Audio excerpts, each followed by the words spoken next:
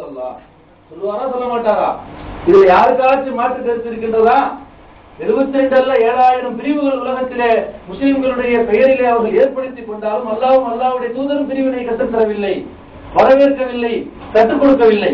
ஆனால் மனிதர்கள் தான் தோன்றித்தனமாக பிரிந்து போகின்றார்கள். ஆனால் நாம் எல்லாம் ஒரே சமுதாயம் தான்.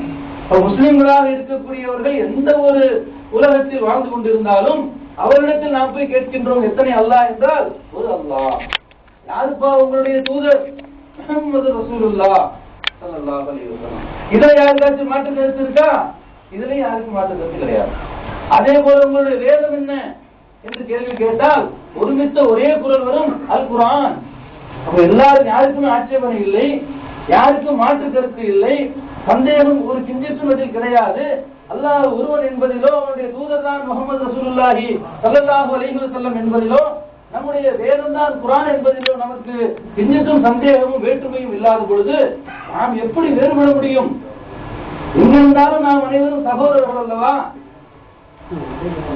எங்கிருந்தாலும் எந்த உலகத்தில் எந்த நாட்டில் எந்த மொழியை பேசினாலும் எந்த நிலத்தில் வாழ்ந்தாலும் அவன் நம்முடைய சகோதரன். அல்லாஹ் தனது திருமறையிலே கூறுகிறான், இன்னமல் மூமினூன இஹ்வா.